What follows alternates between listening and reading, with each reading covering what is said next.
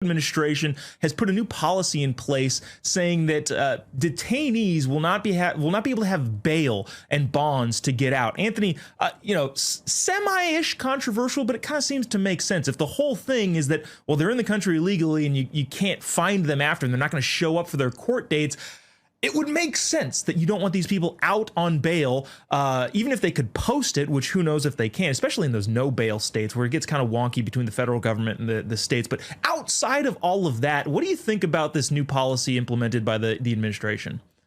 Well, anyone with common sense who has a heart for humanity and doesn't want crime is going to be, I am assuming, going to be standing up and applauding that people who do bad things don't get out there and do more bad things. How many more Lake and Rileys do we need to have? How many more incidents with illegals, harming and preying on our American citizens do we need to go through to actually have it be taken seriously? And the only people who are affected by it, are the nacho scalp smelling, blue haired, septum piercings, basement dweller liberals that are out here that don't have any clue of how the real world works. And then they just want everything to be fair, except for those who oppose them.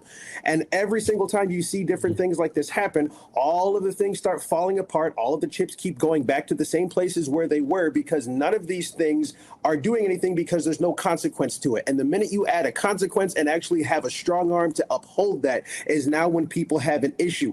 And the saying is true. If you don't want to do the time, don't do the crime. It's that simple.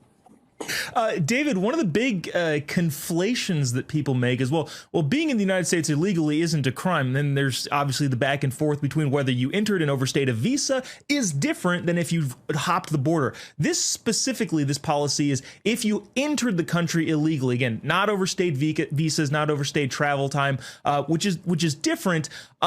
Why do you think the administration made that delineation? Is that like a legal thing in your mind, or is it just, hey, this is what we can do right now, and further notice what will end up happening with the people that overstayed visas and that sort of? I'm not sure if that question makes sense, but your thoughts. I get it. I'm glad you asked me, and I'm still getting over Anthony's nacho scalp smelling.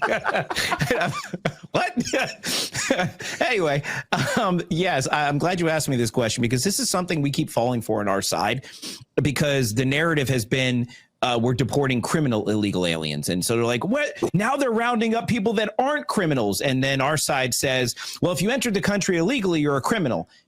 It's actually really, really simple. But the law requires, if you come into the country illegally, for you to be detained. That is the standard. It's an exception to release somebody instead of detention. The only reason why we're doing it under the Biden administration is because so many people were coming into the country illegally, we didn't have a place to put them. So they were kind of shipping them all over the place. A lot of people thought maybe there was some funny business going on with elections. But at the end of the day, they're supposed to be detained by law.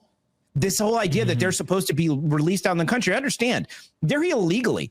You can actually go to a checkpoint and apply for legal entry, and you can say, I'm seeking asylum. These people come into the country illegally, get apprehended, and say, wait, no, I'm going to claim asylum. They go, okay, that's cool, but you're still going to jail and, well, detention until we can figure out if you actually have a valid asylum claim. And what most people don't know is the majority of asylum claims are invalid and they actually get sent back. And so that's why these people are disappearing, because they know they're going to get sent back anyway. So no, absolutely. Why would you give them bail? They're going to be sent back, and they know that. So they're going to hide and commit crimes on American people. This whole idea that they have to be criminals in order to be detained is not consistent with the law. And we need our side to be more consistent with that and say, no, they don't have a right to just roam around. They don't have a right to be in this country. When to further echo your point, I don't know why the only argument that we have been making is, hey, we're just following the law. Like, if you're just going to say, hey, we're going to ignore some federal laws and follow some of them, might I suggest the IRS tax code for a law that we should ignore? But again, I probably am speaking onto deaf ears on that one.